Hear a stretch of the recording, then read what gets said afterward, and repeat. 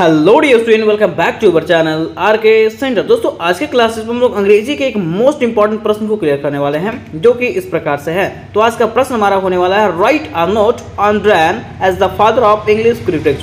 प्रश्न क्या है कि write a note on Dryden, ठीक है, मींस ड्रैन को जो है ना अंग्रेजी का क्या कहा जाता है, पिता कहा जाता है, अंग्रेजी आलोचक का पिता कहा जाता है ना। उसके बारे में बताना है कि आखिर क्यों ड्रैन को फादर ऑफ इंग्लिश क्रिटिज्म कहा जाता है। ठीक है, अब देखिए सबसे पहले मैं आपको बताना चाहता हूं कि क्रिटिज्म के मतलब अगर बात करें तो क्रिटिज्म का मतलब होता है आलोचक। आलोचक मतलब बुराई करना, है ना। तो ये जो है ना अंग्रेजी के बुराई करने वाले थे, ठीक है, अंग्रेजी के बुराई करते थे। ये तो कैसे करते थे, क्योंकि इसके पहले बताया गया है कि ऐसे कोई भी व्यक्ति नहीं थे, ऐसे कोई भी कवि नहीं था, ऐसा कोई लेखक नहीं था जिन्होंने क्या किया है, तो अंग्रेजी साहित्य के आलोचनों को बताया है। ठीक है, जो भी कवि आए उन्होंने अंग्रेजी साहित्य के बारे में लिख दिया, ठीक है, लेकिन उन्होंने कभी भी अंग्रेजी साहित्य के बुराइयों के बारे में नहीं बताया। तो प्रश्न यहाँ पे कहा गया है कि राइट और नॉट ऑन ड्रैन। ड्रैन पे हम लोग को क्या लिखना है, आंसर बताना है और बताना है कि इन्हें क्यों आखिर अंग्रेजी साहित्य का, अंग्रेजी आलोचक साहित्य का जो है ना पिता कहा जाता है। ठीक है, तो फर्स्ट ऑल हम लोग लिखेंगे इसके इंट्रोडक्शन को। इंट्रोडक्शन में जानेंगे जॉन ड्रैन के बारे में। कहा जाता है कि जॉन ड्रैन, जिनका शासनकाल कह सकते हैं, जिनका एज कह सकते हैं 1631 से 1700 ईस्वी तक रहा था, is often known as the father of English literary criticism. कह रहा है कि जॉन ड्रैन, जिनको किनके नाम से जाना जाता है, तो अंग्रेजी आलोचक साहित्य के पिता के नाम से जाना जाता है। बिकॉज क्यों, क्योंकि कह रहा है कि he was an English poet. वो कौन थे, एक अंग्रेजी कवि थे। लिटरेरी क्रिटिक मीन्स आलोचक थे। ट्रांसलेटर भी थे। ट्रांसलेटर मतलब समझ रहे, जैसे मान लीजिए हिंदी में मैंने कुछ लिखा तो उसको अंग्रेजी में करने वाले थे। फिर कह रहा है and play right who has appointed England first poet literate in 1668। Means कह रहा है यह एक ऐसे व्यक्ति थे जिनको इंग्लैंड में जो है ना क्या चुना गया, तो राष्ट्र कवि होता ना, राजकवि के रूप में चुना गया था। कब, 1668 ईस्वी में। मीन्स कह सकते हैं कि ड्रैन जो थे एक ऐसे कवि थे जिनको इंग्लैंड में एक राजकवि के रूप में चुना गया था। कह रहा he is seen as demonetizing the literary life of restoration England to such a point that a period come to known in literary circle as the age of Dryden. कह रहा ना कि इन्होंने जो है ना रेस्टोरेशन एज जो आया था वहाँ पे, ठीक है, उसमें कब्जा हासिल कर लिया। जब कब्जा हासिल कर लिया तो कहा जाता है कि वो जो एज रहा था उसको क्या कहा जाता है, एज ऑफ ड्रैन। ठीक है, ड्रैन के युग के नाम से जाना जाता है। देखिए इसका हिंदी में मैंने कर दिया है ताकि आप लोगों को किसी प्रकार की तकलीफ ना हो। हिंदी यहाँ पे दिया हुआ, अगर आप लोग समझ गए होंगे तो ठीक है, नहीं समझ गए होंगे तो स्क्रीनशॉट करके रख लीजिएगा इसका। ठीक है, नेक्स्ट देखिए यहाँ पे कह रहा है कि romanticist writer sir Walter Scott call him glorious John. ठीक है, देखिए कह रहा है ना कि रोमांटिक लेखक कौन, सर ऑल्टर स्कॉट ने इन्हें क्या कहा है, तो ग्लोरियस जॉन कहा, मीन्स महान जॉन कहा था। किनको, तो सर ड्रैन जॉन को। ठीक है, आगे कह रहा है कि Samuel Johnson called him, Samuel Johnson ने इन्हें क्या कहा था, तो the father of English criticism. ठीक है, सैमुअल जॉनसन ने उन्हें क्या कहा था, अंग्रेजी साहित्य का आलोचक का जनक कहा था। किनको, तो ड्रैन को, है ना। यहां तक हम लोगों ने इसको क्लियरली समझ गया। अब थोड़ा सा बातें आती है, पॉइंट आपको अगला बनाना है डिस्कशन मीन्स उन लोगों के बीच में आर्ग्यूमेंट हो रहा था। ठीक है, बातें हो रही थी, बहस हो रही थी। तो किस चीज पे बहस हो रहा था, तो कह रहा है doctor Johnson in the lips of English poet called Dryden as the father of English criticism. Means कह रहा है कि डॉक्टर जॉनसन जो थे उन्होंने ड्रैन को क्या कहा, तो इंग्लिश क्रिटिज्म के फादर कहा, मीन्स अंग्रेजी साहित्य के आलोचक का पिता कहा। कह रहा है he says Dryden may be properly considered as the father of English criticism as the writer who first out us to determine upon principle of merit of composition. देखिए कह रहा है कि ड्रैन ने कहा कि उन्हें, मीन्स किन्हें, ड्रैन को हम लोग अंग्रेजी आलोचक का पिता कह सकते हैं। क्यों, क्योंकि इन्होंने हम लोगों को बताया कि आखिर किस प्रकार से हम लोग अंग्रेजी के डिमेरिट को निकाल सकते हैं, इनके आलोचना को निकाल सकते हैं, इनके कमी को निकाल सकते हैं। ये किसने बताया था, तो ड्रैन ने बताया था। ये क्या कौन रहा है, तो डॉक्टर जॉनसन कह रहे हैं। ठीक है, कह रहा है doctor Johnson was very correct in giving Dryden his honour because before him there was no constant critic in England. देखिए कह रहा है कि डॉक्टर जॉनसन जो है ना इन बातों में उन्हें हॉनर दिए हैं, सम्मान दिए हैं किनको, ड्रैन को। और ये बातें जो है ना बिल्कुल सच है। क्यों? क्योंकि इसके पहले मिस ड्रैन के पहले ऐसे कोई भी कवि नहीं थे, ऐसे कोई भी लेखक नहीं थे जो अंग्रेजी साहित्य की बुराई करते थे, मिस अंग्रेजी साहित्य के कमियों के बारे में बताते थे। कह रहा Sidney and Ben Jonson were of course there but they only made occasional observation with producing any constant critical work और एस्टैब्लिश एनी क्रिटिकल थ्योरी। देखिए कह रहा है ना कि वहाँ पे हालांकि सिडनी में और बेन जॉनसन में, ठीक है, वहाँ पे लोग थे, साहित्य थे, लेकिन वो ऐसे कार्य नहीं कर पाए थे जैसा उन लोगों को कार्य करना था। उन कमियों को दूर नहीं कर पाए थे जो कमियों को उनको दूर करना था। ठीक है, देखिए इसका हिंदी यहाँ पे किया हुआ है, आपको तकलीफ जरा सा भी नहीं होगा, आप आराम से हिंदी पढ़ करके इसकी जड़ को पकड़ सकते हैं। ठीक है, आगे कह रहा है कि Dryden principle correct work is essay of dramatical poesy through his critical observation are also found in the preface to several of his works, especially in the preface of Fables. The essay of dramatical poesy established him as the first historical critic, first comparative critic, first descriptive critic and the independent English critic. देखिए कहा जाता है कि उनका एक जो कहानी है, कहानी कौन सा है, तो ऐसे ऑन ड्रामेटिकल पोइजी, ठीक है, उनका जो एक कहानी है, कहानी कह सकते हैं या तो कह सकते हैं निबंध है, ठीक है, जो ऐसे ऑन ड्रामेटिकल पोइजी है उसमें से उन्होंने क्या किया है, तो अंग्रेजी के साहित्य की कमियों के बारे में बताया कि अंग्रेजी साहित्य की आखिर क्या क्या कमियां हैं। ठीक है, इसका हिंदी देखिए यहाँ पे लिखा हुआ, डॉक्टर जॉनसन ने lives of the English poets में ड्रॉयन को अंग्रेजी आलोचना का जनक कहा। उन्होंने कहा कि ड्रॉयन को सही मायने में अंग्रेजी आलोचना का जनक माना जाता है क्योंकि उन्होंने हमें सबसे पहली बार जो है ना रचना के गुणों का मूल्यांकन सिद्धांतों के आधार पर करना सिखा, हमें अंग्रेजी के बारे में बताया। ठीक है, कह रहा है डॉक्टर जॉनसन ने ड्रॉयन को यह सम्मान बिल्कुल सही दिया क्योंकि उनके पहले इंग्लैंड में ऐसा कोई भी स्थायी या संगठित आलोचक नहीं था। सिडनी और बेन जॉनसन जरूर थे, लेकिन उन्होंने केवल कभी कभार जो है ना आलोचनात्मक टिप्पणियां किया था। ठीक है, कभी कभी वो लोग बुराई करते थे। ठीक है, मतलब कभी कभी उनके कमियों के बारे में बताते थे। कह रहा है कोई व्यवस्थित आलोचनात्मक रचना या सिद्धांत स्थापित नहीं किया। उन्होंने जो है ना कोई व्यवस्थित जो है ना मतलब जो सटीक हो उसके बारे में कभी बताया नहीं था। ठीक है, तो इस प्रकार से हम लोग इसको खत्म किए। अब हम लोग नेक्स्ट पॉइंट जानेंगे इस प्रकार से।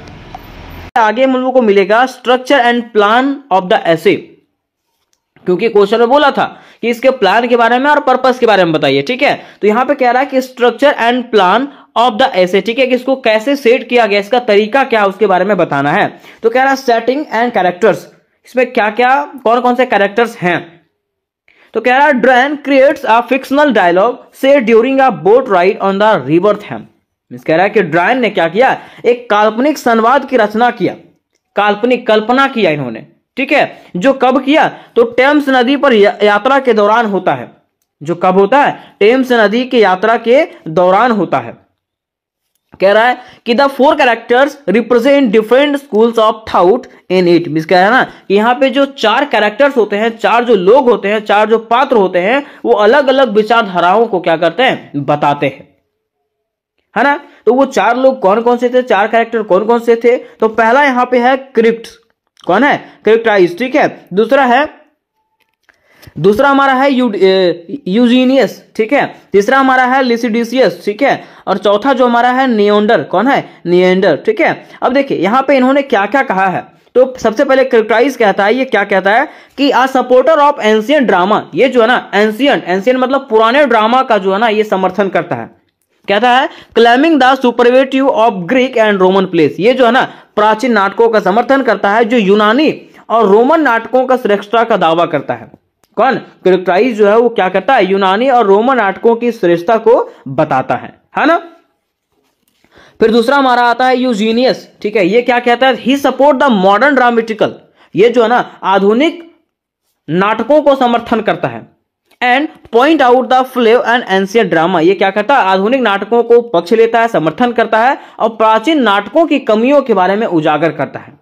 कौन, यूजीनियस। ठीक है, मिस कह सकते हैं कि अभी के नाटकों का ये समर्थन है और पहले का जो नाटक था उसका ये बुराई करता है। ठीक है, फिर तीसरा हमारा आता है लिसिडिसियस। ये क्या कहता है, ये कहते हैं कि he favours French drama and praises its structure and rule bound nature.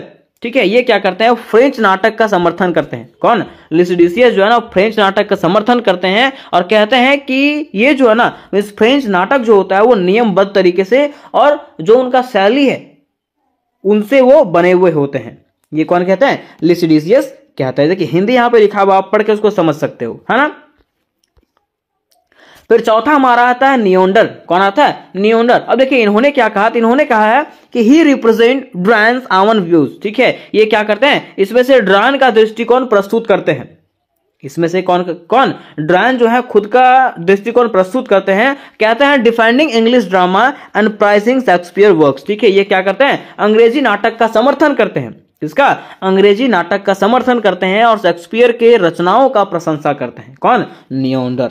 ठीक है, तो इसमें 4 पात्र थे, आपको याद रखना है कौन कौन, कैरेक्टराइज, यूजीनियस, ठीक है, लिसिडियस और नियोंडर, ये 4 पात्र थे। ये याद रखना बस आपको, है ना। नोट्स बनाते जाइएगा, नोट्स नहीं बनाइएगा तो आपको फिर दिक्कत होगा एग्जाम में। ठीक है, फिर दूसरा हम लोग जानेंगे, दूसरा पॉइंट इसमें बनाना है debate between ancient and modern drama. कि इसमें से बहस हो रहा है किसके किसके बीच में, तो एंशिएंट ड्रामा और मॉडर्न ड्रामा के बीच में क्या हो रहा है, बहस हो रहा है। ठीक है, अब बहस कौन कौन करते हैं, तो कैरेक्टराइज करता है और यूजीनियस करता है। ठीक है, कह रहा है कि he argues that Greek and Roman plays the best example of drama because they strictly follow the rules set by scholars like Aristotle and Horace। अब देखिए यहां पे कैरेक्टराइज कहता है कि प्राचीन यूनानी और रोमन नाटकों का समर्थन मानते हैं। ठीक है, ये क्या करते हैं, ये कहते हैं ना कि जो प्राचीन और ग्रीक का जो क्या है नाटक है वो क्या है, सबसे सर्वोत्तम है। Because they strictly follow the rules. ठीक है, क्योंकि ये जो है ना क्या करता है, नियमों का समर्थन करता है। ये कौन कहते हैं, कैरेक्टराइज कहते हैं। ठीक है, फिर देखिए उसके जवाब में यूजीनियस कहता है, क्या कहता है, he highlights the limitations of ancient drama such as exclusive use of chorus and lack of emotional depth. देखिए ये जो है ना ये प्राचीन नाटकों की कमियों को बताते हुए आधुनिक नाटककारों की रचनात्मक और तकनीकों की प्रशंसा करते हैं। ये क्या करते हैं, तो जो प्राचीन नाटक है, ठीक है, उसका ये क्या करते हैं, कमियों को बताते हैं और आधुनिक नाटककारों के बारे में बताते हैं कि आधुनिक नाटककारों ने किस प्रकार से उसको भरा है, उनके कमियों को दूर किया है। कह रहा है Eugenius prizes modern dramatical for their creativity and ability to improve over upon ancient work. ठीक है, ये क्या करते हैं, तो अभी के आधुनिक नाटककारों की प्रशंसा करते हैं और बताते हैं कि उन्होंने क्या किया है, प्राचीन नाटककारों को सुधारा है, प्राचीन नाटकों को सुधारा है। ये कौन कहते हैं, यूजीनियस कहते हैं। ठीक है, मिस ये दोनों जो है कैरेक्टराइज और यूजीनियस जो है वो एंशिएंट और मॉडर्न ड्रामा के बीच में लड़ाई करते हैं। ठीक है, कैरेक्टराइज कहता है कि नहीं एंशिएंट ड्रामा ठीक था और ये कहता है कि नहीं मॉडर्न ड्रामा ठीक था, है ना।